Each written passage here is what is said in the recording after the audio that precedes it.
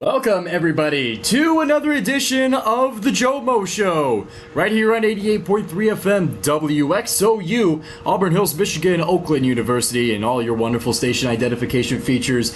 I am your host of the GioMoShow, Giovanni Mosheri. Usually we do the shows on Tuesdays, but we had to kick it back to now Wednesday, June of the 12th of 2024. The GioMoShow right here is your home for all Oakland sports and beyond on 88.3 FM. If you're not with me right now on 88.3 FM, or on the TuneIn Radio app, or right here on the GioMoShow's YouTube channel, then not to worry, as every episode is uploaded as a very fine, cut up, and crisp podcast released on YouTube and all other podcast networks. So be sure to 5-star, like, subscribe, all that you do to support your podcast. In addition to that, you can go to WXOU Sports on YouTube to find all your WXOU Sports coverage, whether that's live game broadcasts, whether that's highlights, whether it's interviews, podcasts, anything else with WXOU Sports. That's a place to be.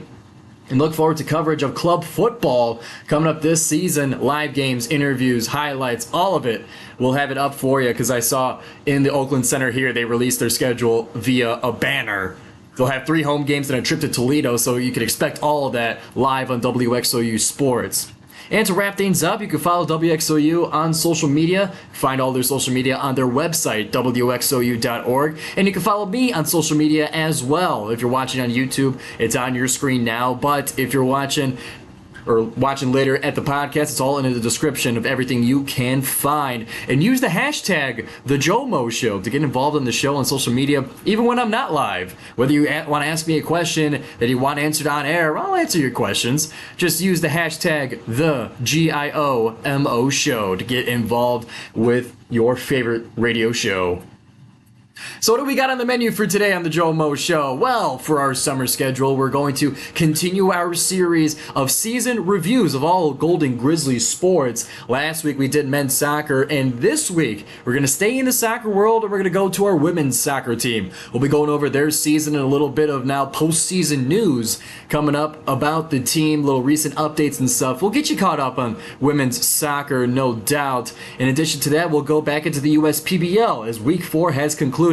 And my Hoppers, my lovely Eastside Diamond Hoppers, continue to stand atop the ranks at 8-3 through 11 games. They're sitting atop the league, and we'll be talking all about them as well as the games throughout the weekend, even those that don't include the Hoppers. So we'll be going all over the USPBL, and then we'll finally wrap it up with a little extra Oakland news. Because myself and my history as a swimmer, I could not resist talking about this story. The Golden Grizzlies are going to the Olympic trials at Lucas Oil Stadium. We got 4 swimmers going there. We'll talk all about that towards the end of the show here.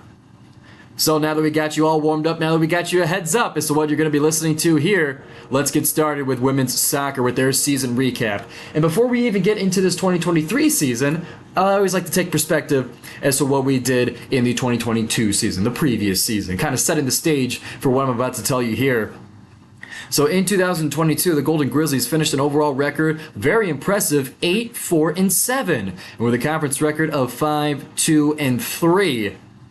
But then they they finish up this most recent season 5-6-7 overall, 3-2-5 in conference. Not the season that they wanted, no doubt, in terms of the final results. So we'll go through game by game, a little chunk of game by chunk of game, to kind of give you guys a flow and a sense of how the season went, some kind of storylines here, who scored and what. We'll give you all the spark notes of these games and throughout their season. So we'll start it, not in their exhibition season because it's exhibition. We'll start with their opening regular season match at home against Kent State. They had a couple of matchups within the MAC to start off their season. The first one, we go all the way to August 17th for this one, where they start their season against the Kent State Golden Flashes in Rochester. The Golden Grizzlies started the season off a little bit rough with a 2-1 loss to the Kent State Golden Flashes. Then 3 days later, that Sunday, August 20th, they faced Eastern Michigan Eagles, where they evened up their record and got right with a 1-0 victory over the Eastern Michigan Eagles.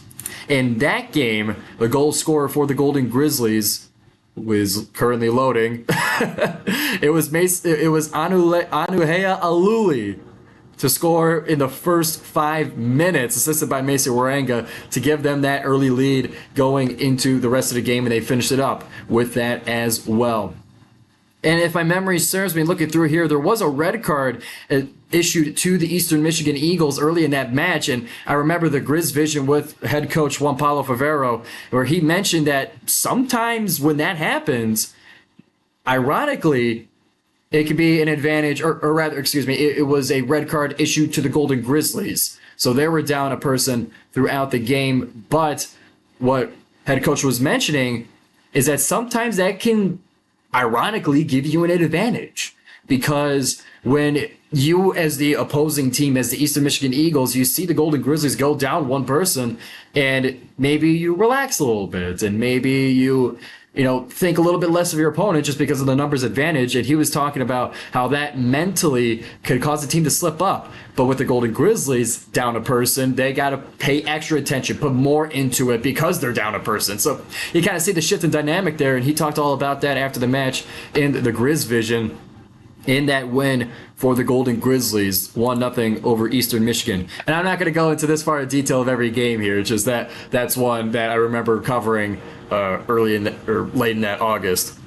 So then they head onto the road for a little while to start off the academic school year. August 24th, 27th, and 31st. They were on the road against Northwestern, where they suffered a 7-0 loss. They went to Northern Illinois, where they tied 0-0. Ohio State, they made the trip down to Columbus to unfortunately have 6 goals scoring them for a 6-0 loss to the Buckeyes. Then they wrap up that road trip with Illinois State against... Now, correct me if I'm wrong, it's not the Cardinals, they're the Redbirds? I forget Illinois State, it looks like a Cardinal. But either way, they tied against the Redbird, the vague, non-specific Redbird team. 2-2 was their tie against Illinois State. So they come out with 2 losses and 2 ties in that road trip to start the season. And then they have one final out-of-conference game, they wrap up their out-of-conference in September 7th, hosting Western Michigan, where they unfortunately suffered a 3-0 loss against the Broncos. All 3 of those goals by the Broncos scored in the second half as well. So they had it tied at halftime, but couldn't hold on.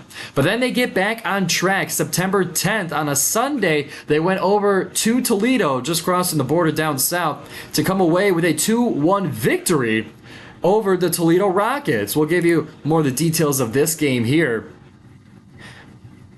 as it was tied 0-0 in the first half, and then all the scoring occurred in that second half. In the 52nd minute, it was Macy Waranga scoring on a penalty kick to give the Golden Grizzlies their early 1-0 lead. But then it would quickly go back to a tie game, as Grace Tursky of the Toledo Rockets was able to tie it up. And then we go all the way into the 86th minute. Time is winding down. Teams want the win, especially Oakland on the road. They want to come back with some good news. And that good news would be found in the 86th minute, assisted by Olivia Darnell. Jana Frazier would send the ball to the back of the net to give the Golden Grizzlies the 1-goal lead and the 1-goal victory over the Toledo Rockets. As the headline for this match was Jana Frazier's game winner leads Golden Grizzlies past Toledo in non-conference finale. So Golden Grizzlies, they got right to finish out their out-of-conference play. And then we head now into the Horizon League, where we start off against the Purdue Fort Wayne Mastodons, a tie 1-1 in a match where it was Macy Waranga getting another goal, stacking on to her stats early in the season. Julia Zangirl in the keeper's spot with 2 saves in that match as well, as they start off their Horizon League season with a draw against the Mastodons. That game was on September 17th. Now we're getting into the school year a little bit. Everyone's trying to get their footing into their semester. Then we go now to September 21st. Thursday night, they host Northern Kentucky in a game where it was a exact match of the previous match. It was a 1-1 tie, hosting Northern Kentucky. It was Frankie Mudd that was able to get the goal against the Northern Kentucky Norse. The headline for this one, Frankie Mudd's late heroics guide the Golden Grizzlies to a 1-1 draw against NKU. Let's go a little bit into more of the recap here of that match, all of which was happening late into the second half. The 71st minute is when Northern Kentucky was able to get their first goal, to get their early lead. But then it was Frankie Mudd in the 88th minute that was able to get a goal assisted by Julia Zangaro. That was all she wrote for that match there. If I'm not mistaken, this was the match. I remember being on the sideline for that one where it was late in the game, and Oakland is just trying to get these shots up and trying to, or get, what do you say, up or forward, but yes, this was the match. I was in attendance there, and I even did the Grizz vision for that one, which was a lot of fun too. But late in the match, it was Julia Zangaro from the keeper spot assisting all the way past midfield, and we'll call it, just to kind of draw the map for you guys, it was about like middle of the attacking half for the Oakland, and Frankie Mudd sees the keeper too far forward and just launches one right over the head of the keeper to get the equalizing goal. You guys, if you go on GoldenGrizzlies.com, you'll be able to see the tweet that included the video of it. It was sweet. I asked head coach Favero on whether, was that part of the plan? Like, was the plan to have Frankie shoot it from that far? Is that something you guys know that she could do, essentially? And he told me that, yeah, it's something they like to keep a little bit of a secret if they could, but he trusts Frankie to be able to take the shot and when she sees it, and it was well timed and well placed, and that saved Oakland from giving Northern Kentucky 3 points and ending it in a draw 1-1. Yeah, Frankie Mudd, two shots on goal, one of them going through to total that one. Yeah, you don't see assists from a keeper all that often, but that one was pretty sweet. So we'll continue through the Horizon League season here. They are on the road in Ohio just on September 24th and the 30th. Cleveland State was their first of the road trip. They would come away victorious against the Vikings 1-0, as it was Ali Tefen to get the goal and Julia Zangaro with 4 saves. We'll go a little bit into detail of this one as well. Ali Tefen, listen, you're starting to see a trend here. 89th minute, Ali Tefen was able to get to end what was a scoreless tie, giving Oakland the 1-goal lead with only a couple minutes left for the Cleveland State Vikings to respond. As it was detailed, shot to top left corner from the top of the box off of a failed corner kick. So Oakland able to almost steal one away to get themselves 3 points to start to climb in the ranks of the Horizon League a little bit. We're seeing that Oakland is never out of any of these matches here, no matter how it looks. As long as they keep it close, then Oakland, at least in Horizon League play, is able to get it done, is able to close it out. So then we go to Wright State. Unfortunately, the reverse happened for Oakland in terms of the score. They suffered a 1-0 loss to the Wright State Raiders. That last goal coming in the 41st minute is when Wright State was able to break the scoreless tie and hold on to that lead for the rest of the match. Oakland, now into the month of October 5th, returns home to face Robert Morris, where they would end this one in a 1-1 tie. Going into the details of this one here, it was a 52nd minute where Robert Morris was able to get the early lead. But then later off, this one wasn't all the way in like the 89th minute or anything, but in the 74th minute, Frankie Mudd gets her third goal of the season to bring it to a tie. Unfortunately, Oakland unable to bring it back to the victorious side of things. And it looks like they played this one in the Dome via the picture on GoldenGrizzlies.com. But either way, Oakland able to stay afloat here, getting 1 point against Robert Morris at home in the Dome. They then traveled on the road October 8th and the 12th against Youngstown State, where Oakland got a 2-1 victory over the Penguins. This one, Mason Waranga, another penalty kick goal, this time in the 6th minute, very early on, to give Oakland the early 1-0 lead, and they would continue to add on top of it. And who else scored that second goal? It was Mason Waranga again. This one assisted by Olivia Darnell to give them a 2-0 victory in the 29th minute.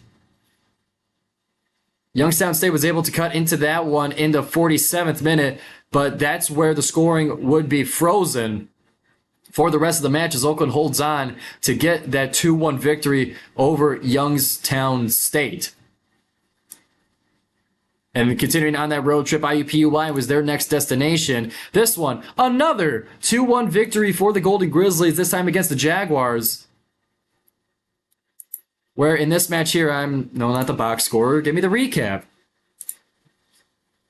Looking at the recap here, it was a 28th minute where IUPUI was the one to get the early lead. But then later in the second half, just a couple minutes out of the second half, Oakland was able to not only equalize the game, but to gain the 1-goal lead. Anuhea Aluli would get a goal in the 50th minute, assisted by Brooklyn Foster. And then Frankie Mudd would get another goal, this one being the one to give them a lead, assisted by Aluli as well.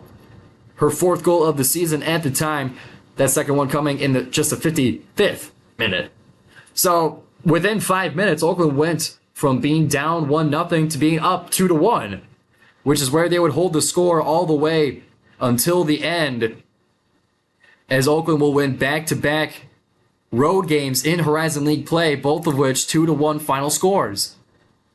We get later now into October. The Horizon League season is starting to wrap up here, and the teams from Wisconsin come to make their visit to the Oakland soccer field. Green Bay was the first one up on October 15th. This one was the homecoming game. I remember being on the call there for WXOU, and unfortunately, for the sake of me being on the radio call, it was a 0-0 tie against the Green Bay Phoenix. They then, after that, will welcome in on October 21st, the Milwaukee Panthers. Now, I want to pause here for a little bit because the Milwaukee Panthers have been a dominant force in Horizon League play for some years now. If I'm not mistaken, either last year or the year before, Milwaukee was literally undefeated in Horizon League play, and they only suffered one loss and out of conference too. Milwaukee's women's soccer is sublime, is fantastic, and dominant in the Horizon League. But when the Golden Grizzlies host them in the second to last game of the regular season, Oakland was able to hold on Senior Day against the Panthers for, unfortunately for the viewer, a 0-0 tie against the best team in the league. Not allowing Milwaukee to climb the ranks further with 3 points, Oakland holds on Senior Day in a scoreless tie to bring us to their final game of the regular season. Now, I want to add a little seasoning onto this one. I want to add a little bit of context, a little sprinkle of context onto this one here. So at this point in the season, Oakland is sitting at either 5th or 6th place. Or excuse me, either 6th or 7th place. And the reason that's significant is because for the Horizon League tournament, it's not like all the other sports where all the teams get in and it's just a matter of seeding. Only the top 6 teams get into the Horizon League tournament for a chance to win the league. So if you're in the 6th seed, that's the last spot. That's the last ticket to go to send you to the tournament. And Oakland and I forget my memory, was sitting either 6th or 7th place. But the team that was sharing that spot, kind of right next to them, also fighting for that last spot in the Horizon League tournament, was Detroit Mercy. The rivalry game would be the match that decides who goes to the league, or who goes to the tournament. This one taking place Wednesday, October 25th in Detroit at Titan Field. The battle for 6th place unfortunately went to the Titans. Oakland, in essentially an elimination game, was unable to bring it home and to get them into the tournament for an unfortunate ending to the regular season. This one started off with Detroit Mercy going up very early in the third minute, the last second of the third minute, that is. It was the Titans that would get the first goal and start the match off right away with Oakland chasing, trying to equalize, trying to get that win to leap them into sixth place and into the tournament. Patrice Zali in the 40th minute would be the one to give that equalizer, as she was assisted by Jules Karkaba on that goal to bring it to 1-1 in the 40th minute. It would remain tied all the way until the 67th minute, where the final goal was scored by the Titans to give them that 2-1 lead. And unfortunately, Oakland was unable to get another one to equalize it, sending them home early and without a chance in the Horizon League tournament. An unfortunate ending to what was a great regular season. Oakland showing non-stop fight throughout the season, late second heroics in multiple games in Horizon League play, also to keep them afloat, to keep them with a chance to get into the tournament. But unfortunately, it was our nearby rivals that took it away from us. So that brings us to that final record, 5, 6, and 7 overall, 3, 2, and 5 in conference, ending in 7th place in the Horizon League. Let's go now into the final standings. It was Milwaukee that went 7-0-3 to take first place. IUPUI not far behind, 5-1-4. There was Northern Kentucky, 4-2-4 in third place. Robert Morris equal in points, but fourth place. Then Wright State and Detroit Mercy were the teams that headed into the Horizon League tournament. We'll take a look now as to the regular season awards to see how our Golden Grizzlies stacked up with the rest of the league on an individual player-by-player level.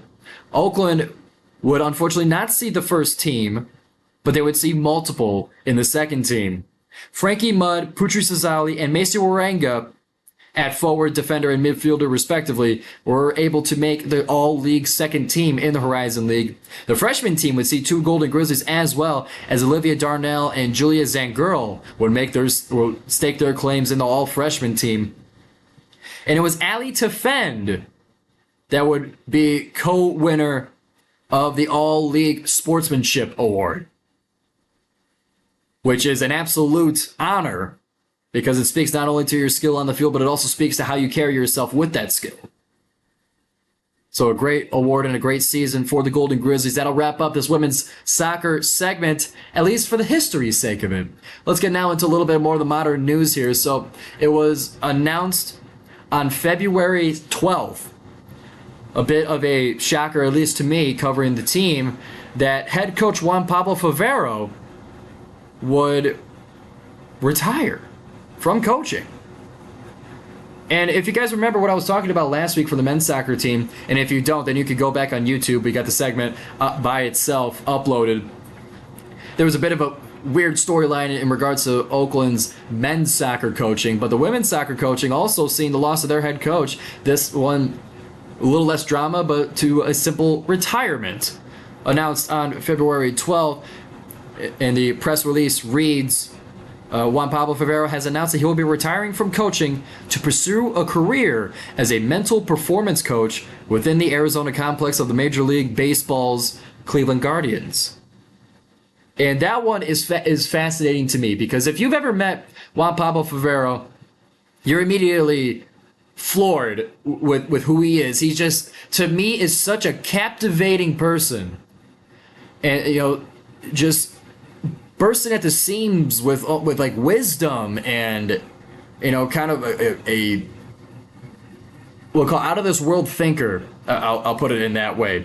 And if you want to get a little bit of a taste of that, Harja Buttar, our former sports director, did a full interview with him in his office on WXOU Sports. So go to the YouTube channel and check that one out if you want to see who I'm talking about for Juan Pablo Favero. But he was just such a captivating person for me. I always loved hearing what he had to say, because his primary focus throughout his entire coaching career and throughout just his journey as a whole, mental health was such an enormous focus in everything he did. He was in the realm of of meditation into truly understanding to listen with his players of what's going on with their lives and with their mentality, and the importance of having that one right to be able to perform on the pitch at your best. I always love that. And you wish that, and it's not to say that coaches don't value this, but he wears this on his sleeve. And this is what he is about. And I always loved that about him, and it's such a shame to see him leave from the Golden Grizzlies, but for him to kind of continue into that realm, especially going into the field of baseball, where that is such a critical piece as to how the teams perform. So you know that he's going to make such a great impact for the Cleveland Guardians as a mental health performance coach. He's going to do great things for the major leagues. I look forward to hearing from him and see what he's doing, but no, a big thank you to Coach Favero, coaching here for 7 years from 2017 to 2023 and having a great impact on the university as a whole. So we wish you well, Coach Favero. We know you're going to do great things. So where does that bring us now for Oakland women's soccer in terms of the coaching?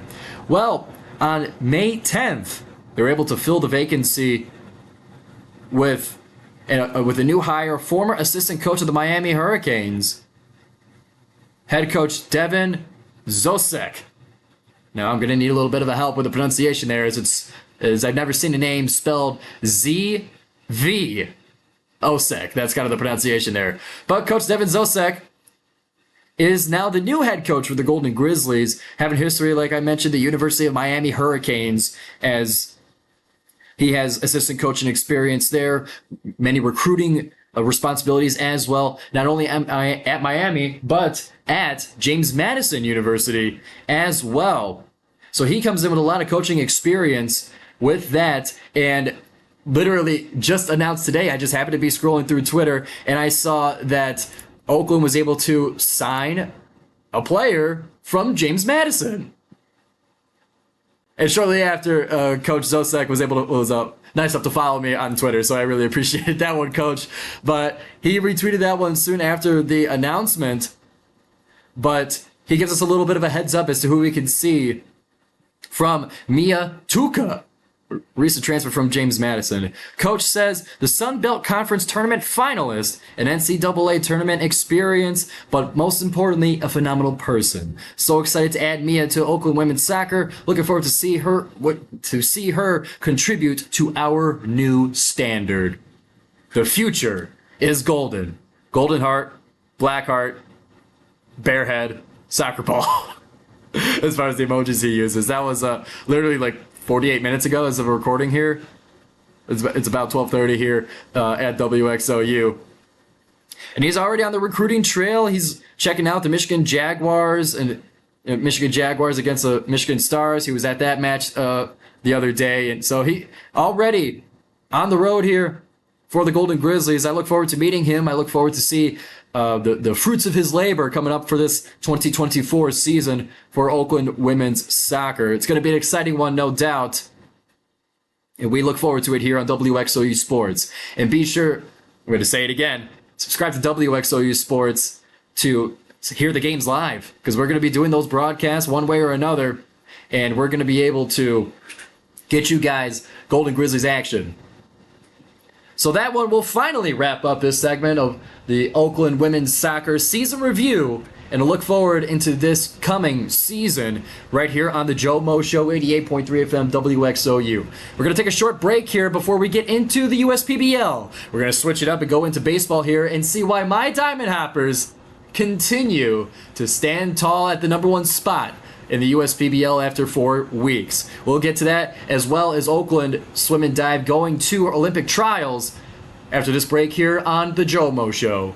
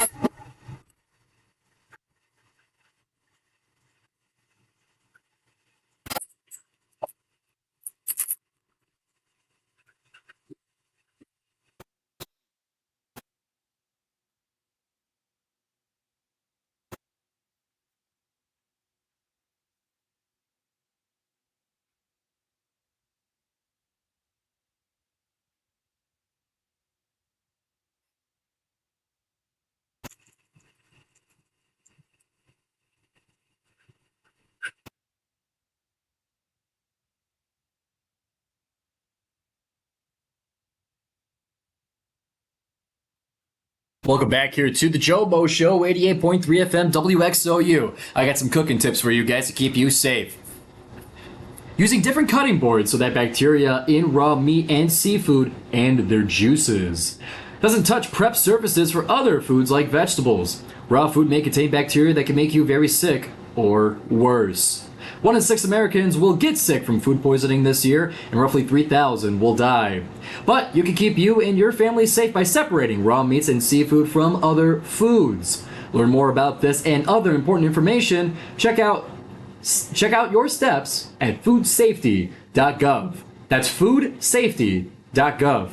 A public service announcement brought to you by the USDA, HHS, and the Ad Council. But I'm not done yet. I got another tip for you guys. Because you're so bad at cooking, you get yourself sick so often. Let me tell you what to do with your food after it is cooked.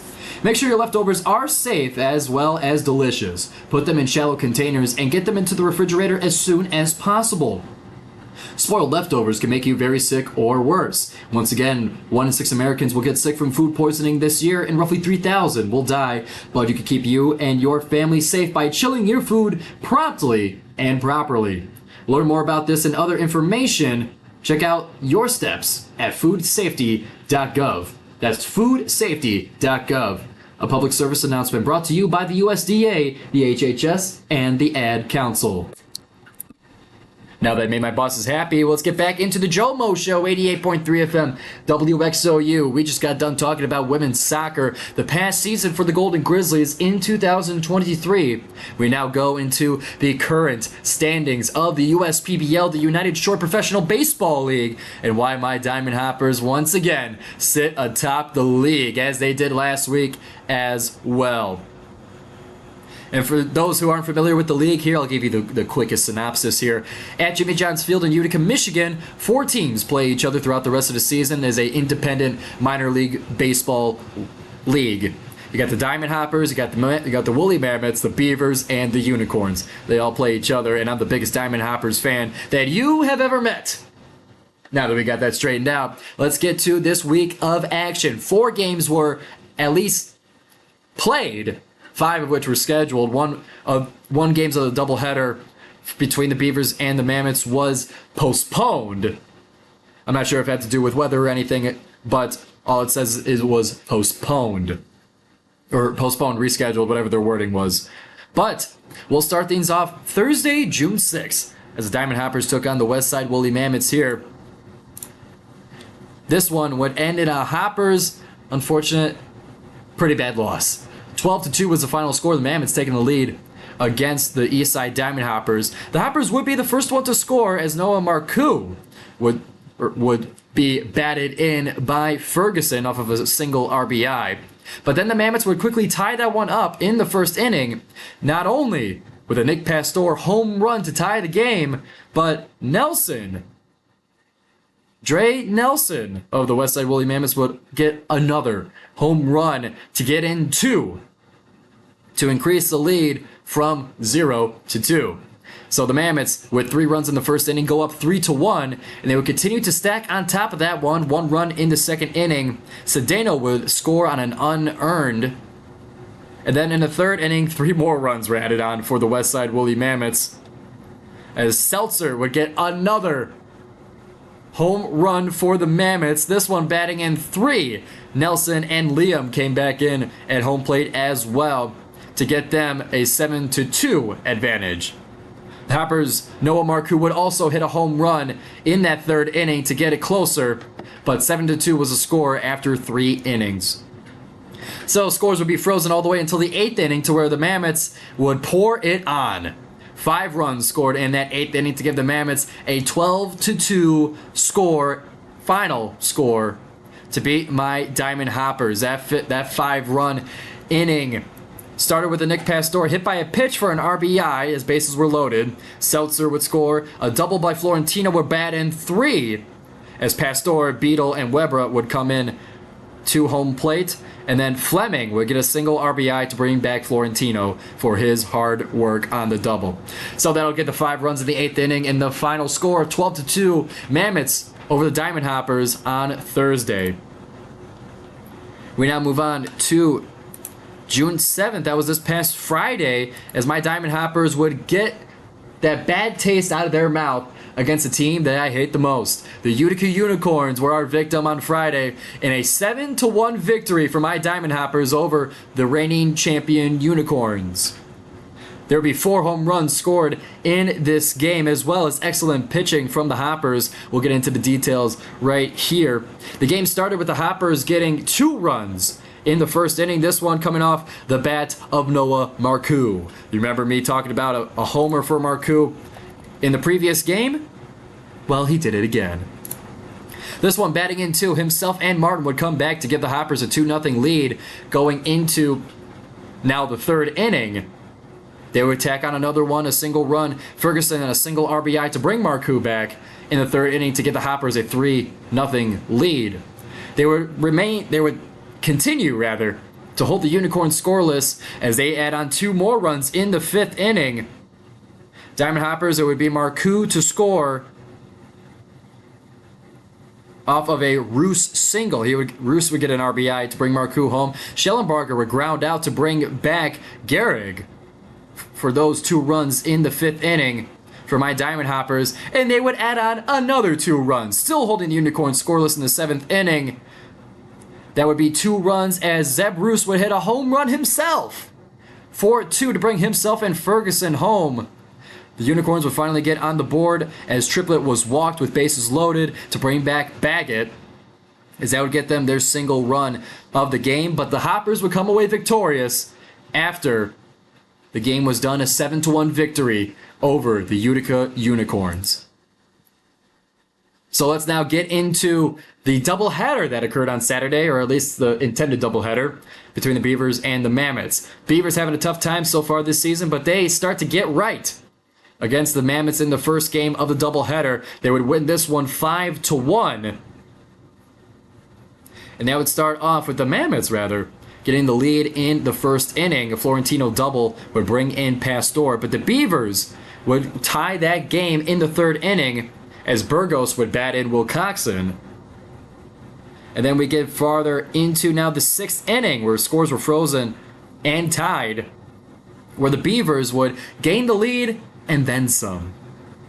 The Beavers in the 6th inning would tack on 4 runs. First one as Piotrowski would single for an RBI to bring back Stefanovic.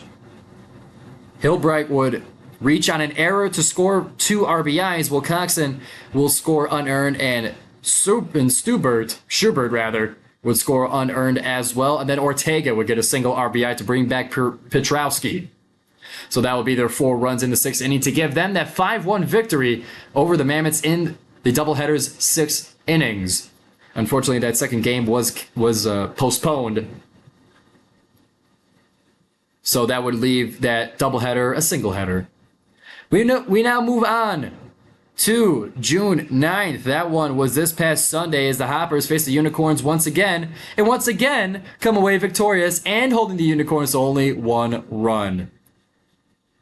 All the runs would be scored in the first 2 innings, as it would be a defensive battle for the rest of the way. The Hoppers would start off at the top of the first. 2 runs scored as Martin would double for an RBI to bring back Valdiver, and then Schellenbarger would double to bring back Martin to get them the 2 runs in the first inning. Unicorns would respond with a Weber double to bring back Ochoa. To make it now a 2-1 game, the Hoppers would get their 3rd run in the 2nd inning as Whit Hughes And I'm talking about home runs here for the Hoppers, man, all weekend long. Whit Hughes would hit a home run to bring back Valdiver, and to get the Hoppers that 3-1 score that would stay for the rest of the game, as the Hoppers come away 3-1 victorious over the Unicorns for the weekend sweep, holding them to just 1 run in each game. I love it. So looking at now the current standings in the USPBL, things stand at East Side with, through 11 games, 8-3. The Unicorns 6-5. The Westside Woolly Mammoths 4-5. And the Beavers 2-7. So it looks like the Diamond Hoppers are increasing their lead. They're now up 2 games over the Unicorns in the East standings, as the 4 teams are divided into East and West. And an article written here just to highlight things. USPBL wrote the Hoppers' hot start, talking about how they have that 8-3 record with a 35 scoring differential in their favor, of course. Talking about Noah Markubi, one of the best batters in the league and this week's player of the week. And they talked to manager Ryan Cockney as well as Ben Ferguson, who's been a standout, leads the league in RBIs with 13. So just to kind of pour it on a little bit, just to show my Hoppers having a fantastic season. At Media Day, I talked to a few of the Hoppers. They had a feeling that this season would go the way that it's been going so far. Of course, we got a lot of baseball left to play, but let me enjoy it, all right? I don't want to hear about it being too early. I'm happy now. So let's talk about the players of the week. As we mentioned, it was Noah Marcoux named as this week's player of the week. That one usually being designated to a batter, as he batted 600 over this past weekend, 2.000 slugging, .988 WOBA, and a 75% hit or hard hit rate for a fantastic outing this weekend for Noah Marcoux. I was able to talk to him on Media Day, getting his thoughts on this season and what it would mean to bring a championship home for the Hoppers. So you can go to the GioMoShow's YouTube channel and watch that one to get a view and get his view on the beginning of the season. I also talked to Ryan Cockney as well as Brian Schellenbarger. Pitcher of the week went to Daniel Denz for the Utica Unicorns. He pitched 4 innings, a 51.9 whiff rate with 8 strikeouts and a .5 whip to give our players and players and pitchers of the week, as my Diamond Hoppers continue to stand alone at the top. So what'll be coming up next for this schedule in the USPBL? Well, this weekend, or actually starting tomorrow, Thursday, it'll be the Mammoths and the Beavers. Friday will be the Mammoths and the Hoppers, and then the doubleheader will be the Unicorns and the Beavers. Sunday's game will be a rematch of Fridays. It'll be the Hoppers and Mammoths again at Jimmy John's Field. So we'll see if the Hoppers can keep this pace up. Will the Unicorns start to come back and wake up and get into the East standings, or will the Beavers start to turn around their season, sitting at 2-7? Only one way to find out is to tune into the GioMoShow next week, as your home for the USPBL is right here on WXOU. So that'll wrap it up for the USPBL update. Coming up next, after this break here on the GioMoShow, we'll be talking all about the Golden Grizzly Swim and Dive team representing at the Olympic trials with not 1, not 2, not 3, but 4 Golden Grizzlies caps will be in the pool in the inaugural meet at Lucas Oil Stadium. We'll talk all about that next here on the GioMoShow. We'll be right back on WXOU.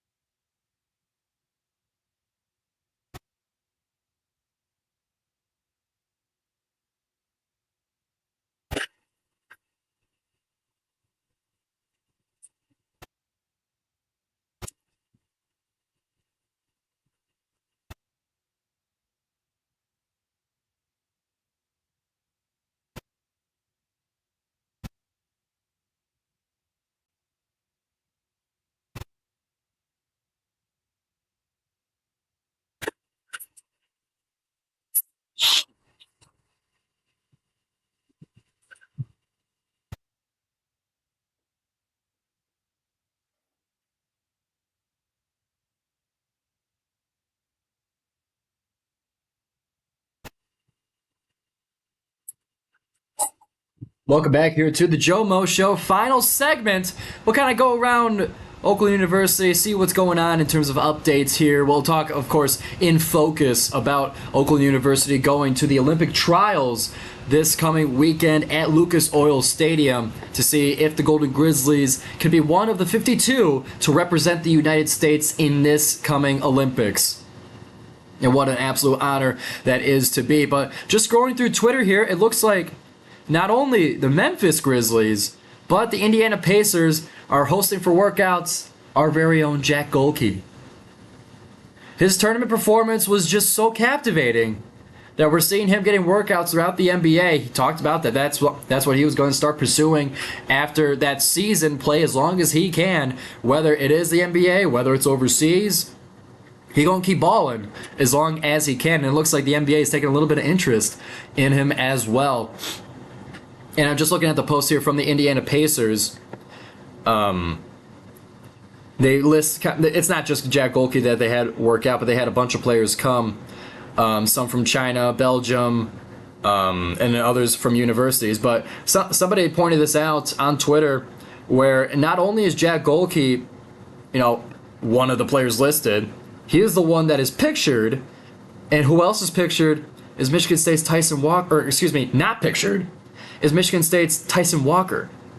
Jack Golke gets the picture, gets the graphic over Tyson Walker from Michigan State. I love that. And I couldn't see who was the one that pointed that out. I just happened to be scrolling by and see it, but that feels pretty good, honestly. Just because, I mean, not only do we always play Michigan State for basketball, but just to see Oakland like on an NBA's social media account, that's pretty darn sweet. I love that. So good for Mr. Jack Golke. He previously worked out with the Memphis Grizzlies, now also with the Indiana Pacers. So in addition to that, we'll focus an episode about kind of the off-season moves that all Oakland teams have made. We'll kind of go over some of the highlights and stuff, but some like major transfers. Men's basketball is going to get a little bit of coverage in that one. Women's basketball has a couple of big transfers, unfortunately leaving or some of those transfers as well. But we'll get kind of an update throughout the summer as to kind of what's going on here. But I want to save that for like its own segment, not quite as to sprinkle it throughout each segment. But so you could go and expect that future JOMO shows. But the one I want to focus on for today is it's happening this weekend. It's this weekend. I think I misspoke. It's the next weekend. But this weekend in Indianapolis at Lucas Oil Stadium, the 2024 Olympic trial meet will be had in Indianapolis at Lucas Oil Stadium. And what's so cool, and I keep pointing out that it's Lucas Oil Stadium because for those who aren't familiar with the stadium names, okay, that's fine. It's a bit of a niche thing to know off the top of your head. That's where the Indianapolis Colts play. It's a football stadium. They were able to convert a football stadium into an Olympic-size pool. Not only the racing pool, but if you know about swimming, it's not the biggest spectacle, but not only do they got to do, the Olympic lanes for racing, they got to do the warm-up ones too.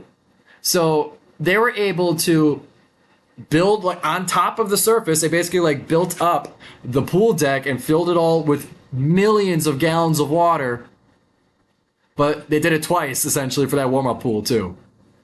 Go look at pictures of it. It is beautiful to see what they've done with it to host the Olympic trials, and one of the fastest, in straight up, one of the fastest meets in the United States.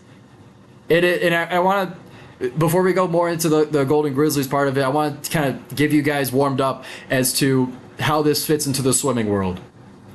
This is the literal. I mean, I'm kind of speaking obvious here, but I want you guys to feel the gravity of this.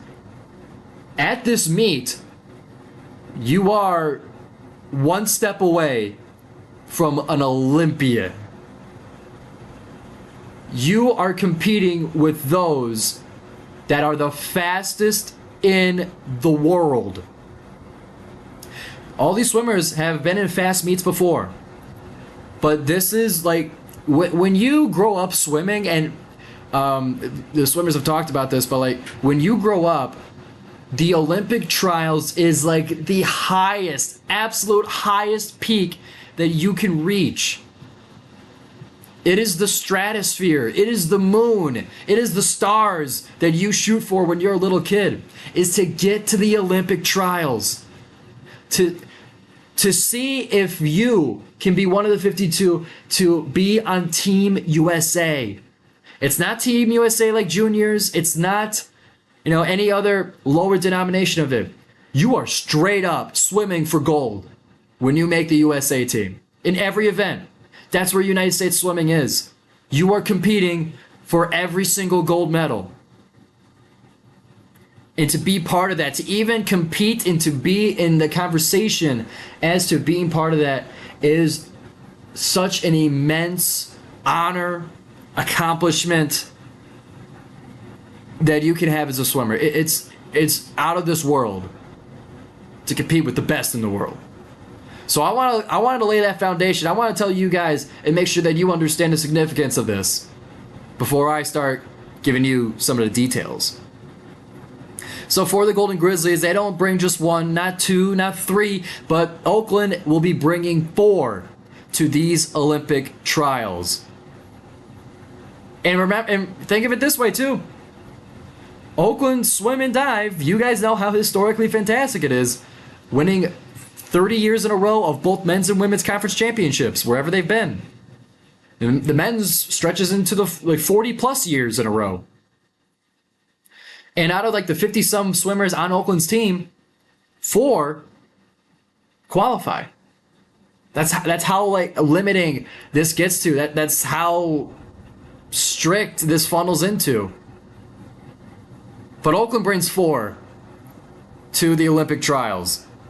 Jordan Ships, Christian Bart, Ian Allen, and Alex Lankin. And what I loved most about hearing this story, and it's what inspired me to do this segment, was Channel 7's Gianna Troutman did a story specifically on this. So you can go to WXYZ Channel 7, find that story, find it on Gianna's Twitter. She did a fantastic story talking to everyone but Alex. I don't know why he wasn't included, but whatever. But talk to Jordan, talk to Christian, talk to Ian about what it means to go to the Olympic trials. They echoed the same sentiment as to the magnitude of what they're doing. It's what you dream of as a kid. They're showing little pictures of them 5 years old, 12 years old, like on the pool deck, skin and bones, you know, big goggles. It was so cute to see kind of like where they've come from to get to this point. And to kind of lay out the details, written out on goldengrizzlies.com, I'll be going off of that. Jordan Ships qualified in the 100 butterfly. And remember, this is 100 meters, as colleges usually swam in yards. This is 100 meters. Jordan Ships qualified for that one in the TYR Pro Championships meet.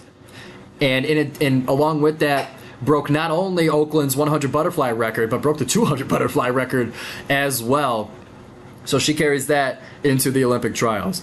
Christian Bart has been a dominant force for the men's team. He qualified at the 100 breaststroke, which is, I don't even know how you can move fast in that event. If you've ever done it or have ever seen it, it's like, it looks intentionally, it looks like it's supposed to look and make you slower. Like, I don't know, it's just such an unnatural way to swim.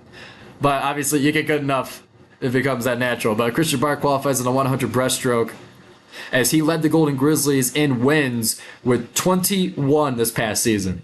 That means in 21 events throughout all the meets of the season, he was first place. He was the one everybody was chasing. And he also won the title for the 100 freestyle in the Horizon League Championships as well. So, and you know, he was second place. He was second place in the Horizon League Championships in the 100 breaststroke, and he was second place in the 50. So, like, understand, just because a swimmer qualifies in one event does not mean that's all they can do. Doesn't mean that's all they race and all they practice, okay? That's just part of it. And it's just what they're best at.